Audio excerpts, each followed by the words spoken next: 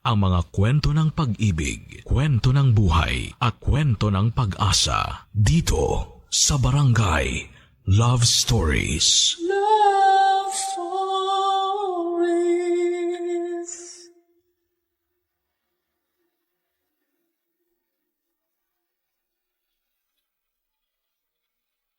Bawat mag-asawang nagsisimulang bumuo ng pamilya ay nangangarap na magkaroon ng anak. Pero hindi lahat ng mag-asawa ay nabibigyan ng anak, lalo na kung hindi pa tamang panahon para sa kanila. Ikaw kabarangay, handa ka bang akuin ang responsibilidad ng ibang tao para lang sa pansamantalang kaligayahan? Dear Papa Dudut, hindi raw matatawag na pamilya ang nakatira sa isang bahay kung hindi sila binubuo ng tatay, nanay at mga anak. Ayun nga lang ay hindi lahat ay binigyan ng kakayahan na magkaanak. Hindi lahat ng mag-asawa ay maswerteng nabibigyan ng pagkakataon na magkaroon ng masayang pamilya. Papa Dudut, tawagin niyo na lamang po ako sa pangalang Alma, 41 years old at nakatira dito sa Makati. Nagtatrabaho ko noon sa bangko kung saan ko nakilala ang asawa kong si Oscar. Siya rin ang dahilan kung paano ko na-discover ang inyong programa na Barangay Love Stories. Dahil ito raw ang paborito niyang programa sa Barangay LS 97.1. Manager siya noon sa bangko at isa naman akong accountant. Nagsimula kami bilang isang mabuting magkaibigan dahil siya halos ang nag-train sa akin noong bago pa lamang ako. Nagsimula rin kasi siya sa pagiging accountant bago na-promote bilang manager. Marami din kaming napagkakasunduan nung magkaibigan pa lamang kami ni Oscar. Pati nga pagdating sa pagkain ng maanghang, parehas din kami ng hilig ni Oscar. Kaya naging madalas noon ang tuksuhan sa opisina sa aming dalawa. Tuksuhan na nauwi sa relasyon at masayang pagsasama bilang mag-asawa.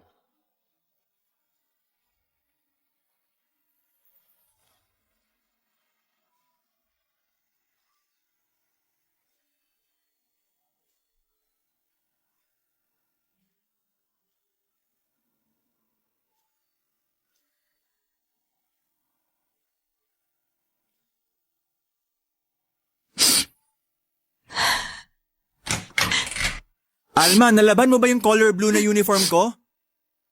Alma? Umiiyak ka ba? Hindi. Nagtitiklop lang ako ng mga damit dito na sinilong ko kanina. Ano nga yung hinahanap mo na uniform? Bakit ba umiiyak ka na naman? Hindi naman ako umiiyak. Huwag ka na mag-deny kasi namamagapay ang mga mata mo. Sabihin mo na lang sa akin ang totoo. Wala namang dahilan para umiyak ako, Oscar. Medyo sinisipon lang talaga ako kaya naluluhan na rin ang mga mata ko. Yung baby ba natin? Dahil ba to sa pagkalaglag ng baby natin mula sa sinapupunan mo ilang buwan nang nakakaraan? Sabi ko naman sa'yo, hindi mo kailangan na maglihim sa akin. Akin na nga yung mga kamay mo at hahawakan ko ng mahigpit. Sorry, Oscar. Bakit ka naman nagsasorry? 4 na buwan na kasi ang nakakalipas mula na makunan ako. At nangako ako na hindi na ulit ako iiyak pa. Pero hindi ko talaga mapigilan na maluha eh. Normal lang naman na umiyak, lalo na sa'yo. Halos 6 na buwan mong pinagbuntis ang anak natin. Kaya alam ko na ikaw ang mas apektado sa pagkawala niya. Hindi ko lang kasi maintindihan, Oscar. Bakit ganun? Bakit kailangan na mawala pa siya sa atin? May dahilan kung bakit nangyayari ang mabibigat na bagay sa buhay natin, Alma. Ano pa bang dahilan ang pwedeng ibigay? Sa 4 na beses na pagkawala ng baby natin mula sa sinapupunan ko. Bakit kailangan pa ulit-ulit na lang ako makunan? Bakit kailangan na mangyari pa sa atin to? Bakit tayo pa? Hindi ko masasagot yan sa ngayon. Pero sigurado ako na may tamang panahon para makuha natin ang mga kasagutan sa mga tanong mo. Saan ba ako nagkulang, Oscar? Sinabi ko naman sa'yo noon na wala kang naging kahit na anong pagkukulang, Alma. Oscar, Sinunod ko lahat ng bilin ng doktor sa akin. Mula sa pagkain ng mga tama hanggang sa pahinga na kailangan ng katawan ko. Pumayag na nga rin ako na mag-resign sa trabaho gaya ng sinabi ng doktor na dapat kong gawin. Mas inalagaan ko ang katawan ko para sa baby natin. Pero bakit pumitiw pa rin siya? Bakit nawala pa rin ang anak natin? Baka hindi pa raw tayo handa para magkaroon ng anak, kaya hindi pa siya binibigay sa atin. Ano pa bang kailangan nating gawin? Para makita ng Diyos na handa na tayo maging magulang. Alma, mahirap sagutin ang mga tanong mo dahil hindi ako ang Diyos. Isa lang ang alam ko, wala kang naging pagkukulang. Naging mabuti kang asawa sa akin at ina sa mga anak natin na pinagbuntis mo kahit hindi man sila nabuhay sa mundong to. Oscar, sorry. Sorry talaga. Sorry kung palagi na lang akong ganito. Palagi na lang akong umiiyak. Sorry kung palagi mo na lang akong nakikita na mahina. Tahan na, Alma. Hindi mo kailangan na mag-sorry sa akin. Ang gusto ko lang, kahit alam ko na mahirap, magpakatatag ka. Kasi yun ang paulit-ulit kong ginagawa. Nahihirapan din ako kasi 4 na beses na tayong nawalan ng anak. Nahihirapan ako pero nagpapakatatag ako para sa'yo. Kaya sana, yun din ang gawin mo. Magpakatatag ka rin para sa akin.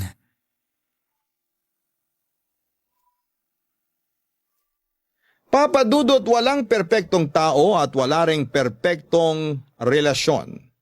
Pero lahat ay ginawa namin pareho ni Oscar para talagang magkaroon kami ng maayos na pagsasama. Solong anak lang si Oscar na mga magulang niya kaya umasa ang mga ito na mabigyan namin sila ng maraming apo. Naalala ko pa noong unang beses ko silang makilala. Walang ibang bukang bibig ang nanay niya kung hindi sana 4 o 5 anak daw kami ni Oscar. Umaasa raw sila na magkakaroon kami ng malaki at masayang pamilya. Nang mga panahon na yon ay hindi pa kami kasal ni Oscar. At batid ko sa sarili ko na may problema ako sa matres ko. Irregular kasi ang period ko at college pa lamang, na-diagnose na ako na may PCOS. Kaya nga nang makilala ko ang mga magulang ni Oscar at malaman ko ang pangarap ng mga ito, para sa kanya ay nangamba ako kaagad na baka hindi ako matanggap ni Oscar kapag nalaman niya ang kalagayan ko. At nangiyain niya ako na magpakasal noon ay naiyak talaga ako na labis niyang pinagtaka at pinag-alala. Halata kasi na hindi tears of joy ang nilabas ng mga mata ko ng mga oras na yon. Luha yon ng lungkot at pangamba. At doon ko sinabi sa kanya ang kalagayan ko na baka mahirapan ako na bigyan siya ng anak. O baka hindi ko na siya tuluyang mabigyan ng anak. At tinanong ko siya kung mamahalin at pakakasalan niya pa rin ba ako kahit na hindi ko siya mabigyan ng anak. Sinabi niya naman na tanggap niya at mamahalin niya ang lahat sa akin. Kaya ng araw na yon, Papa Dudut, ay tinanggap ko ang alok niya ng pagpapakasal sa akin.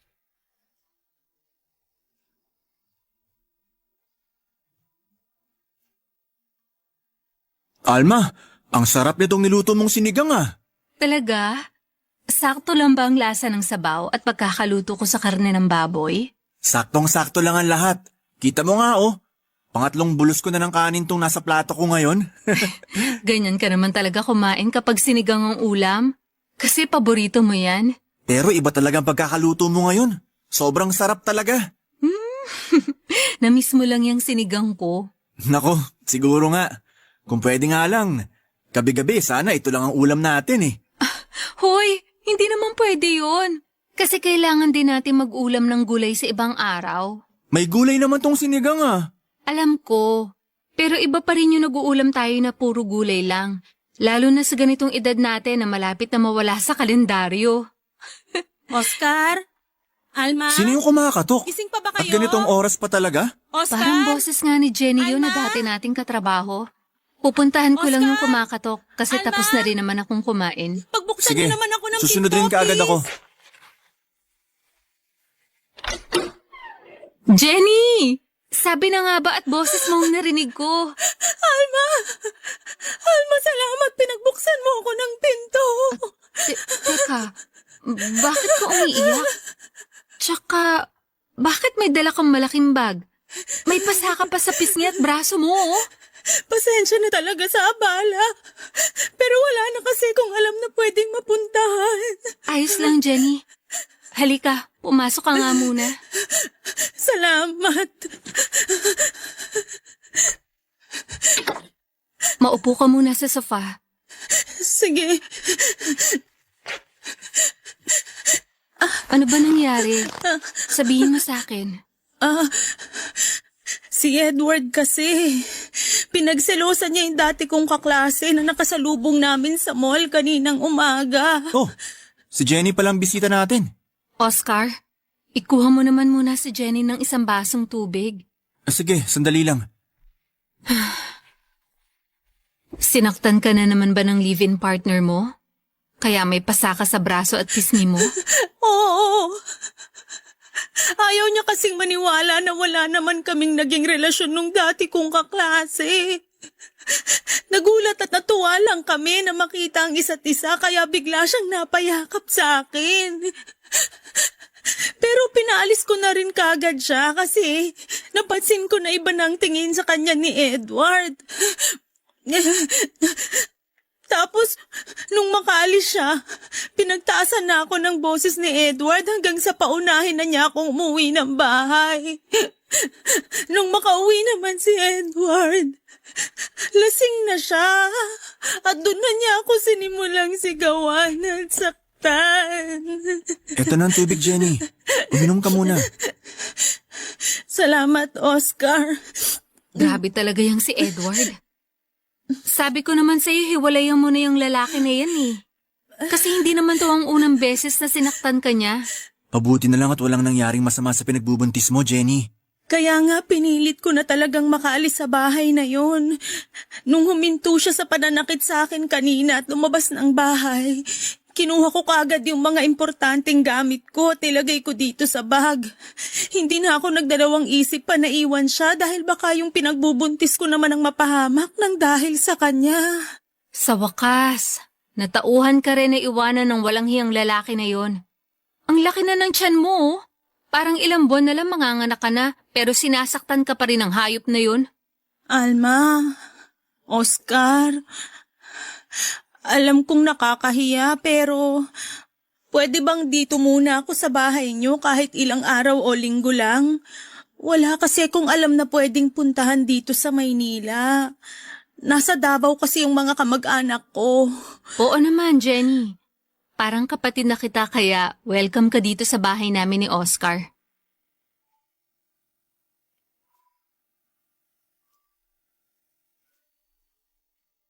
Papa Dudut, bago kami magpakasal, ginamot ko muna ang PCOS ko at nagpa-regular check-up ako sa isang OBGYN. Gusto ko kasi na maayos kong maibigay ang sarili ko sa magiging asawa ko. Mahigit na 1 taon na gamutan hanggang sa maging regular na ang buwan ng dalaw ko.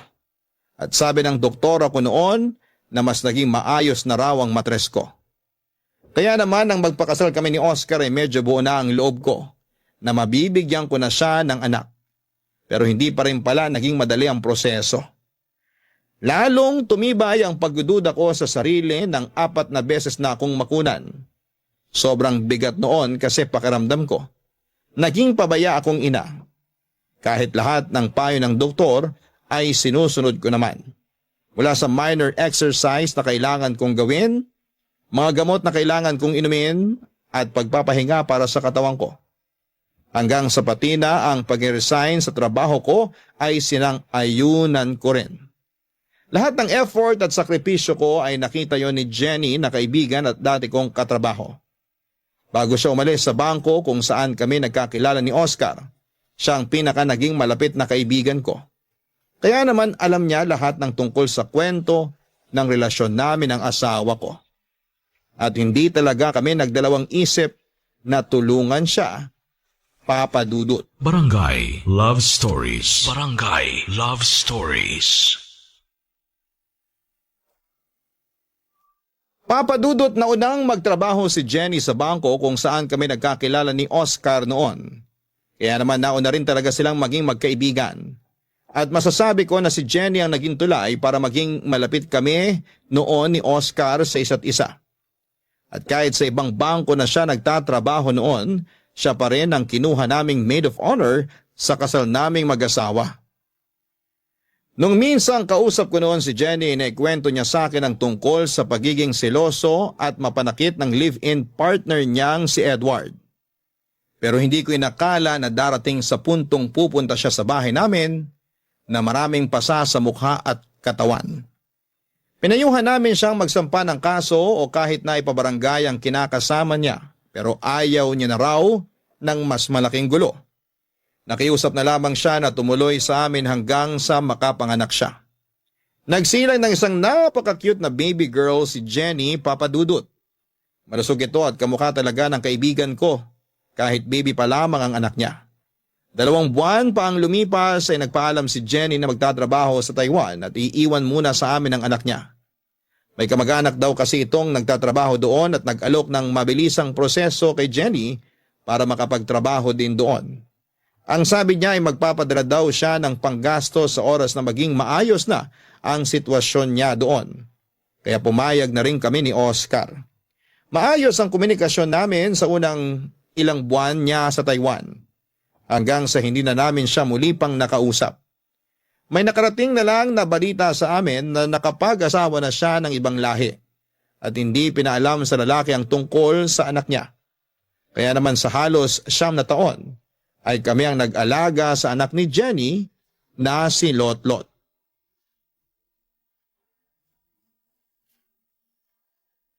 Sakto na tong pagkakaluto ko dito sa mga turon na to. Para sa merienda ni na Lotlot at Oscar mamaya. Pauwi na rin siguro ang mga yon. Ipagtitimpla ko na nga sila ng kape at gatas para kapartner nitong merienda nila. Nay, nakauwi na po kami ni tatay. Mabuti naman at nandito na kayo sa bahay. Mukhang saktong uwi namin kasi nakahanda na dito sa lamesang merienda namin. Tama ka dyan, kaya umupo na kayo dyan sa harap ng lamesa para sabay-sabay na tayong makapagmerienda. Wow, turon! Saging na may langka ang laman ng turon na yan, Lotlot. Alam ko kasi na yun ang paborito mo. Opo, Nay. Thank you po. Walang anuman, anak. Oh, kumain ka na. Sige po, Nay. Kumusta naman ba ang mga grades ni Lotlot, Oscar? Eto ang card ng grades niya sa iba't ibang subject. Matataas lahat ang nakuha niya. Patingin nga ako. Aba, matataas nga tong grades mo, Lotlot. Siyempre po kasi lagi po ako nag-aaral. Kung nandun ka lang kanina, ikaw yung bubulungan ng teacher niya na si Lotlot daw ang pinakapaborito niyang estudyante sa klase niya. Pabulong niya lang sinabi kasi baka raw marinig ng ibang magulang na nandun sa classroom. Pero ilang beses niya talagang binidang pagiging tahimik pero bibo ng anak natin. Ang galing naman talaga ng anak namin. Sobrang nakaka-proud. Ginagawa ko po yun para lagi kayong proud sa akin ni tatay. Palagi naman kaming proud sa iyo, anak. Pero sayang talaga at hindi ako ang kumuha ng card mo kanina. Ang sakit kasi talaga ng puson ko dahil unang araw ng dalaw ko ngayon. Mabuti na lang at pinayagan na mag-leave sa trabaho ang tatay mo ngayon. Aliw na aliw nga po si tatay sa classroom namin kanina eh. Talaga? Opo, kasi may mga kaklase ako na tatay din nila yung kumuha ng card nila. Yung mga tatay po nila yung kakwentuhan ni tatay kanina. Nakakatuwa lang kasi akala ko talaga ako lang ang lalaking pupunta dun kanina. Marami-rami rin pala kami. Aba, marunong ka na rin makipagkwentuhan sa iba mga magulang ha? Nawala na talaga ang pagiging tahimik mo, Oscar. Mababait din kasi yung mga nakilala ko doon, kaya napakwento talaga ako. Kumusta na palang pakiramdam mo ngayon? Mas maayos na kaysa kanina. Hindi na ba masyadong masakit ang puson mo? Hindi na kasing sakit nung kagaya kaninang umaga. Magpahinga ka na lang ulit mamaya. Ako na lang ang magluluto ng pagkain natin para sa hapunan. Hindi na, ayos lang ako. Kaya ko namang mag-asikaso ng hapunan mamaya. Hayaan mo nang ako ang gumawa nun at magpahinga ka na lang muna. Tama po si tatay, Nay. Tutulungan ko po siya kaya huwag niyo na pong alalahanin ang pag-aasikaso ng hapunan. Magpahinga na lang po kayo at sisiguraduhin ko na masarap ang ulam na iluluto namin ni tatay. Di ba po, tay? Siyempre naman anak. Lalo na kapag katulong kita sa pagluluto mamaya. Wala naman po akong assignment ngayon eh. Kaya tutulungan ko po talaga kayo. Ipagluluto po natin si nanay ng masarap na hapunan. Ay, naku talaga tong anak ko. Napakalambing kahit kailan. Pahakap nga ako. Papa Dudut, sinubukan namin na kontakin ang ilang kakilala ni Oscar na nagtrabaho din sa Taiwan. 2 taon na noon si Lotlot at gusto lang naming malaman kung ayos lang ba ang kalagayan ni Jenny. May isang pinsan doon si Oscar na nakausap namin sa Facebook at pinakita namin ang picture ni Jenny. At kinumpirma niyang yun nga raw. Ang nakita niya na naglalakad sa loob ng isang mall kasama ng isang lalaki na ibang lahi. Nakita niya rin na malaki na ang tiyan ni Jenny at halatang nagdadalang tao ito. Nakiusap kami sa pinsan ni Oscar na sa susunod na makita si Jenny, magpakilala siya na pinsan ng asawa ko at tanungin kung anong plano sa anak niyang si Lotlot. Muli raw nag-cruise ang landas nila sa isang lugar sa Taiwan at ginawa niya ang pakiusap namin. Wala raw noong kasama si Jenny kaya nagawa itong kausapin ng pinsan ni Oscar. Nagsorry raw si Jenny sa pinsan ng asawa ko at sinabing wag raw sanang sasabihin sa asawa nito ang tungkol kay Lotlot. Dahil hindi raw alam ng asawa ni Jenny na may anak na siya. Sinabi rin daw ni Jenny na sa amin na lamang daw si Lotlot dahil baka hindi ito matanggap ng asawa niya. Nasaktan kami noon para kay Lotlot. Kaya naman mula noon ay mas tinuring na talaga namin na parang tunay na anak si Lotlot.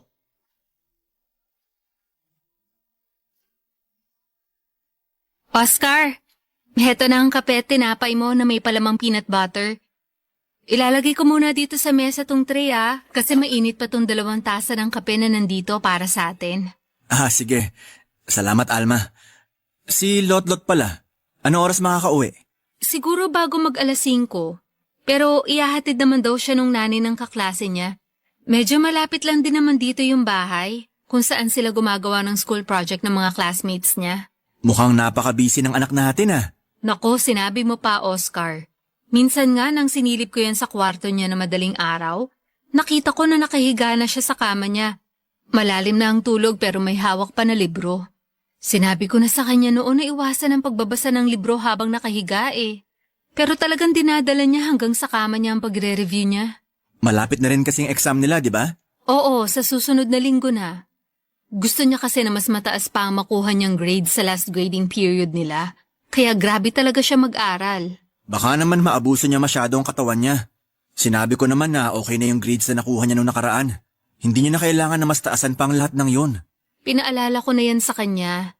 Ang sabi ko, wag siya masyado magpupuyat kasi ayaw natin na magkasakit naman siya. Makulit lang talaga yung anak natin at gusto na mas galingan pa sa klase nila. Pero wag kang mag-alala. Palagi ko naman chinecheck ang oras ng pagtulog niya Minsan lang kapag nagigising siya ng madaling araw, inaaral niya ulit ang huling libro na huling binasa niya. Yun ang kwento niya sa akin na minsan mag-usisa ako kung bakit may hawak siyang libro habang nakahiga sa kama niya at malalim na ang tulog. Mukhang kailangan ko na mag-isip ng regalo para sa darating na recognition day niya. Alam mo ba na dapat sasabihin ko na sa'yo yan? Kasi sigurado ako na maraming medalya na naman ang isasabit natin sa kanya. Pero hindi naman mahilig sa material na bagay si Lotlot Baka mag-request lang siya na mamasyal tayo, manood ng sine at kumain sa labas. Tama ka dyan. Kasi dun pa lang sobrang saya na ng anak natin. Oscar? Boses ni Jenny yun Nandiyan ba kayo? Anong masamang hangin na nagdala sa kanya Alma? dito sa bahay natin? Pagkatapos ng 9 na taon. Sasamahan na kitang pagbuksan siya ng pinto. Mabuti pa nga. Kasi baka hindi ko mapigilan ng sarili ko at kung ano pa masabi ko sa kanya. Alma! Nandyan ba kayo? Kasi... Ay, mabuti naman at nandito kayo ngayon sa bahay niyo. Anong kailangan mo? Ayan kagad talaga ang tanong? Hindi ba pwedeng kumustahin mo muna ako, Alma? Ang lakas naman ng loob mo na sabihin sa harap namin yan. Ikaw ba? Nagawa mo bang kumustahin kami o si Lotlot sa loob ng 9 na taon? Kaya nga nandito ako ngayon, di ba? Dahil sa anak ko. Anak mo na kami ang nagpalaki at kinilala bilang mga magulang niya. Kasi yung tunay na nanay niya, nawala ng pakialam sa kanya. Alam ko naman ang naging pagkakamali ko.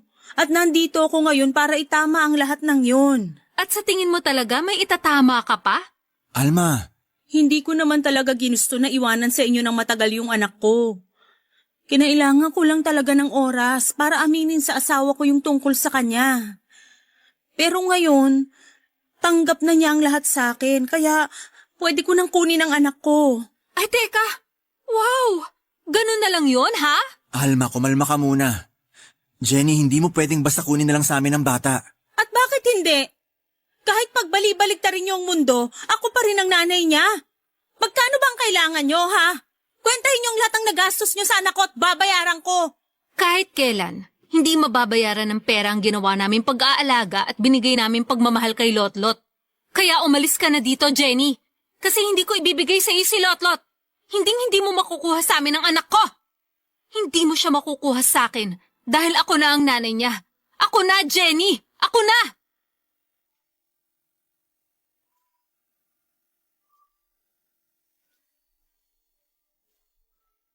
Papadudot mula ng unang beses kong mabuhat si Lotlot noong baby pa lamang siya. Parang nabuhay ang pagiging pusong nanay ko. Alam kong hindi ko siya anak pero nang mga oras na yon, pakiramdam ko ay para sa akin siya. Kaya nga ako talaga ang unang pumayag nang sabihin ni Jenny na sa amin muna ang anak niya habang nagtatrabaho siya sa malayo. Alam ko na mali kasi na hindi naman niya kami kamag-anak pero may parte sa sarili ko noon. Ang humihiling na sana'y hindi na muli pang balikan ni Jenny ang anak niya. Kaya naman nang makarating sa amin ang balita mula sa pinsan ni Oscar na tinatago pala ni Jenny sa asawa niya na may anak siya. May sama ako ng loob pero medyo natuwa din ako. Kasi pakiramdam ko, doon na natupad ang pangarap ko na magkaroon kami ng anak ng asawa ko. Hindi man ako nagluwal kay Lotlot at hindi man namin siya kadugo ay tunay na anak naman ang turing namin sa kanya ng asawa ko. Kaya sabi ko sa sarili ko na ipaglalaban ko ang karapatan ko sa kanya sa abot ng makakaya ko. Barangay Love Stories. Barangay Love Stories. Papadudot alam ng anak-anakan ko na si Lotlot na hindi kami ang tunay niyang mga magulang. Nasa grade 3 siya noon nang umuwi siya ng bahay na umiiyak at tinatanong sa amin kung totoong ampon lang daw ba siya. May mga nambubuli daw kasi sa kanya sa school at sinasabi na hindi namin siya anak. Hindi kagad ako nakasagot pati na ang asawa kong si Oscar at saglit pa kaming nagkatinginan. Bigla namang yumakap si Lotlot at sinabi niya na kahit totoo ang sinasabi ng mga kaklase niya, na hindi kami ang tunay niyang mga magulang ay hindi mapapalitan ng kahit na sinong tao ang pagmamahal niya para sa amin. Doon namin inamin ang totoo sa kanya, Papadudot. Pero sinabi lang namin na nasa malayo ang tunay na nanay niya at nagtatrabaho. Hindi kami nagsalita ng kahit na anong masama tungkol kay Jenny. Dahil ayaw namin magtanim ng sama ng loob sa kanya si Lotlot. Kaya naman nang minsan pang pumunta si Jenny sa bahay namin at nakita niya si Lotlot. Hindi na ito nagulat nang magpakilala si Jenny na nanay nito. Pinakita kasi namin sa bata noon ang mga litrato namin ni Jenny kaya alam nito ang itsura niya. Nang araw na yon, ay may kasama ng barangay tanod si Jenny para kunin ang anak niya. Nagbanta pa ito na magdedemanda sa oras na hindi pa namin ibigay ang bata sa kanya. Kaya naman sa kabila ng malakas na pag-iyak ni Lotlot ay binigay na namin siya ni Oscar sa tunay na nanay niya. Papadudot dinala siya ni Jenny sa probinsya nila sa Davao kasama ang asawa nito at 2 nilang anak. Nung unay nakakapag-text at nakakatawag pa sa amin si Lotlot hanggang sa tuluyan na kaming mawala ng komunikasyon sa kanya.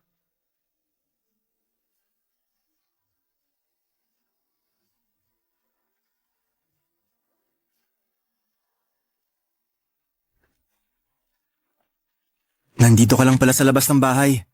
Oo. Dinidiligan ko lang itong mga halaman natin dito.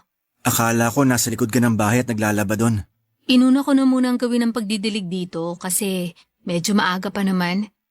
At saka, Konti lang din ang labahin ko, kaya mabilis ko rin na matatapos yun. Sige, tutulungan na lang din kita sa pagdidilig sa mga to.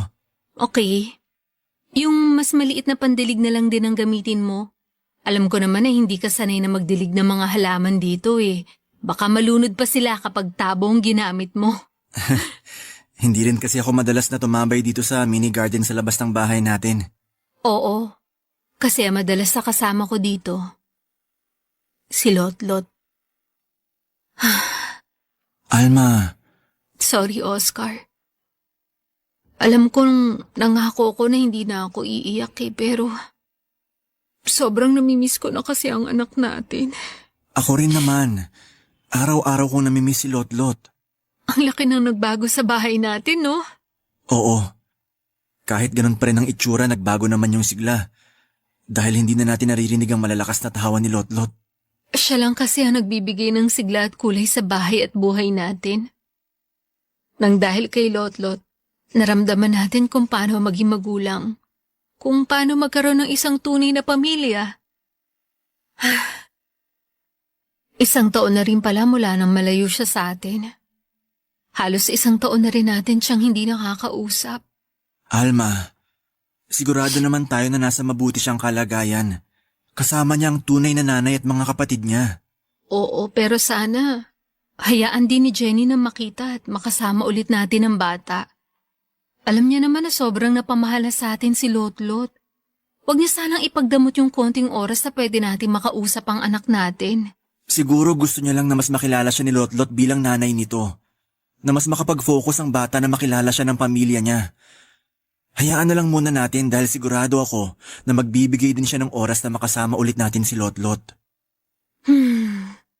Sana mag-upload na ulit ng bagong picture si Jenny na kasama si Lotlot. Halos ilang buwan na rin kasi mula nang huli siya mag-public post ng picture nila ng family niya.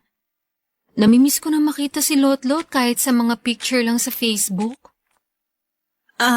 Alma? Jenny? Anong ginagawa mo dito? Gusto ko sana kayong makausap. Kasama mo ba si Lotlot? Hindi, pero siya ang dahilan kung bakit pumunta ako ngayon dito sa bahay niyo. Una sa lahat, gusto ko munang humingi ng tawad para sa mga nagawa at nasabi kong mali sa inyong dalawa. Alam ko naman na hindi ko dapat nilayo sa inyo si Lotlot. Alam ko na sobrang minahal niyo ang anak ko na parang tunay niyo na ring anak. Gusto ko lang talaga na mas mapalapit kagad ang loob niya sa amin kaya umuwi kami ng Davao. Sorry talaga. Sa totoo lang, nasaktan talaga ako sa ginawa mo. Pero pilit kong inintindi ang lahat. Inintindi ko kasi pareho tayong nanay ni Lotlot. Kaya malaki ang pasasalamat ko sa inyong mag-asawa, lalo na sa iyo, Alma. Para sa pag-aalaga at pagmamahal na binigay mo sa anak ko. Lumaki siyang napakabuting bata at walang galit sa akin. Dahil yun daw ang sinabi mo sa kanya. Alam kasi namin na darating ang araw na babalik ka at magpapakilala sa anak mo. Kaya sinabi namin sa kanya na kahit na anong mangyari, huwag siya magtanim ng sama ng loob sa'yo. Salamat. Salamat talaga sa inyo. Pero Jenny, kasama mo bang lumawas ng Maynila si Lotlot? Pwede ba namin siyang makita o kahit madalaw man lang?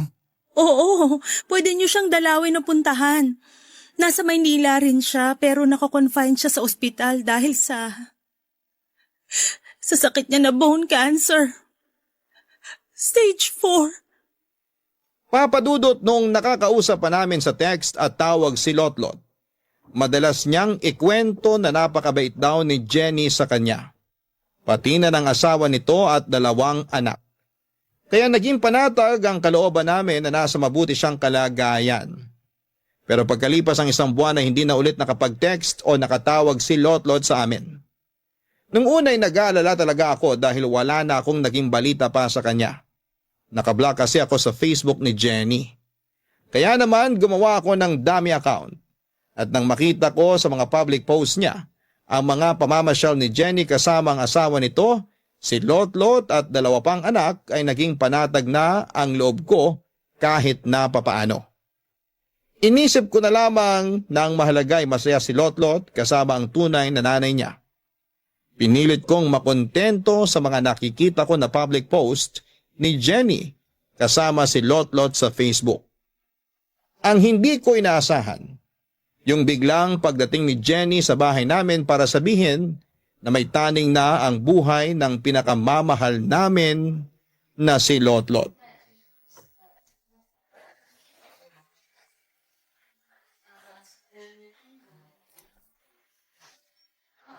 Kayo na pala yan, Alma, Oscar. Pasok kayo. Salamat. Sorry kung medyo ginabi na kami. Na-traffic din kasi kami papunta dito sa ospital. Ayos lang. Kakaalis lang din ng asawa ko kasama yung 2 anak ko. Tulog pa nga pala si Lotlot. Kailan pa pinutol ang binti niya?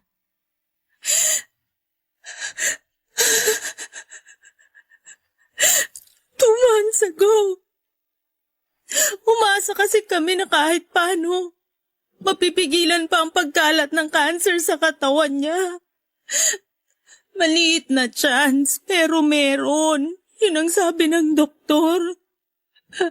Kaya pumayag kami na putulin yung kanang binti niya kahit alam naming mahirap yun para kay Lotlot. Pero alam nyo, nung itanong ko kay Lotlot kung okay lang ba na maputol yung binti niya para gumaling siya, hindi siya nagdalawang isip na sumagot ng oo. Okay lang sa kanya basta gagaling siya. Matapang na bata kasi talaga si Lotlot. Oo. Hindi kagaya ng nanay niyang napakaduwag sa responsibilidad. Alma, Oscar, sorry kung hindi ko kaagad nasabi sa inyo yung kalagayan niya. Natakot din kasi talaga ako. Natakot na baka magalit kayo sa akin at sabihin niyo na hindi ko siya inalagaan ng maayos. Masyadong mabilis yung pangyayari. Nasa stage 3 na yung bone cancer niya nung ipa-check up namin siya. Masyado ring magulo yung isip ko noon kaya hindi ko na talaga alam kung anong gagawin ko noon. Pero nung sabihin ng doktor na nasa terminal stage na yung cancer niya, alam ko. Alam ko na kailangan niyo nang malaman yung tungkol sa kalagayan niya. Sorry. Sorry talaga. Gustuhin ko mang magalit. Wala na akong lakas para maramdaman pa yon, Jenny.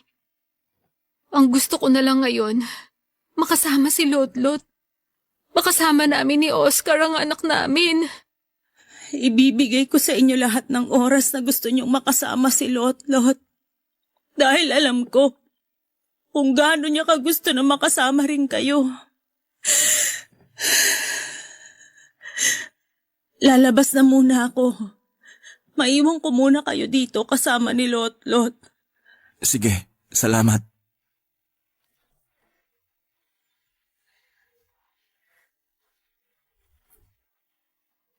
Oscar, ang laki na nang nagbago sa itsura ng anak natin. Sobrang payat na siya. Tsaka ang putla ng mga labi niya. Sana mas maaga ko siyang naalagaan. Sigurado ako na paulit-ulit niya tayong hinahanap noon. Tatay Oscar? Nanay Alma? Kayo po ba yan? Lot, anak. Kami to ng nanay Alma mo. Nananaginip po ba ulit ako? Anak, hindi to isang panaginip lang. Totoo na nandito kami ng tatay mo sa tabi mo. Kami talaga to, Lot. Eto, hahawakan ko ang kanang kamay mo. Hindi nga po ako nananaginip. Totoo po na nandiyan kayo ni tatay ngayon. Nararamdaman ko po ang higpit ng hawak niyo sa kamay ko at init ng palad niyo, Nay. Sobrang na-miss ko po kayo. Miss na miss ka rin namin kung alam mo lang, Lotlot. Nay, Tay, Wala na nga po pala akong kanang binti. Hindi ko na po magagawang makipaglaro ng habulan sa inyo. Ayos lang anak. Palagi na lang kitang bubuhatin kapag naglalaro tayo. Salamat po talaga kasi dinalaw niyo po ako ngayon dito. Palagi ko po kasing napapanaginipan na kasama ko kayo. Pero ngayon, totoong nandito na po kayo sa tabi ko. At kahit kailan, hindi na kami mawawala ng tatay mo sa tabi mo. Kaya magpalakas ka, Lot-Lot. Magpalakas ka para sa amin. Mahal na mahal ko po kayo. Mahal na mahal ka rin namin, anak. Sobra. Kung alam mo lang, napakalaki ng pasasalamat namin sa Diyos kasi binigay ka niya sa amin. Kaya sana patuloy ka magpalakas. Dahil gusto ka pa namin makasama na mas matagal ng tatay mo. Magpalakas ka, anak, ha? Magpalakas ka para kina nanay at tatay.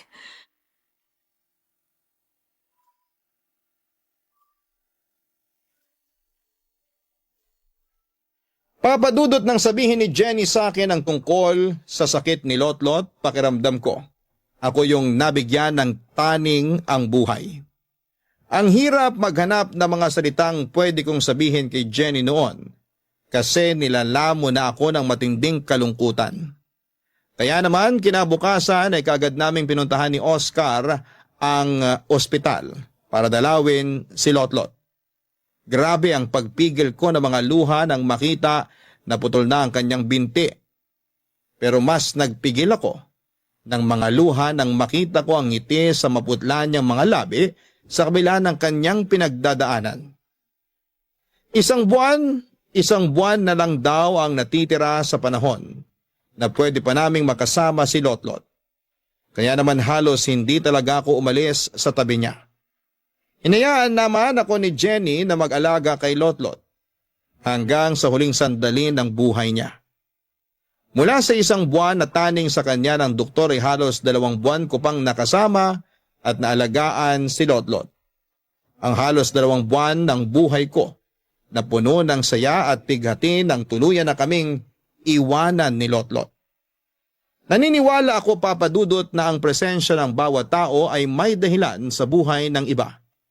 Kaya siguro naiwan sa amin si Lot-Lot noon ay para maramdaman ko kung paano ang maging isang nanay ng mga panahon na yon.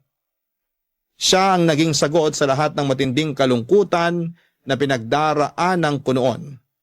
Nang dahil sa presensya ni Lot-Lot, na puno ng saya ang 9 na taon ng buhay ko na kasama siya. Akala ko ay pangmatagalan na pagluluksa ang mararamdaman ko nang dahil sa pagkawala ni Lot-Lot. Pero makalipas ang 5 taon mula nang siya'y magpaalam, dininig ng Diyos ang napakatagal na naming ibinagdarasal ng asawa kong si Oscar. At sigurado ako na tinulungan ako ni Lot-Lot na ibulong sa Diyos na pagbigyan ang matagal ko nang ipinagdarasal. Ang magkaroon kami ng sariling anak. Dahil ngayon, habang sinusulat ko ang kwento naming ito ay mag-4 na buwan na akong nagdadalang tao. Napakalaki ng pasasalamat ko sa biyayang ibinigay sa akin ng Diyos. Dahil sinabi ng doktor na malusog ang baby na nasa sinapupunan ko.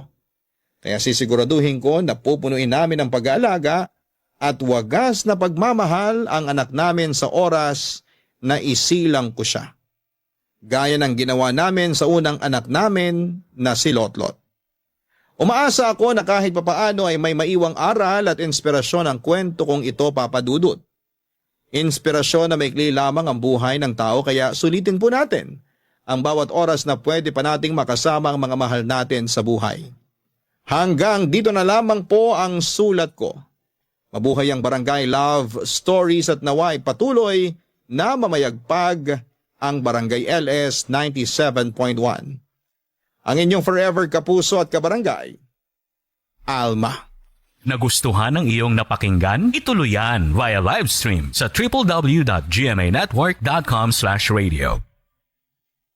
Barangay LS in Mega Manila 97.1. Forever.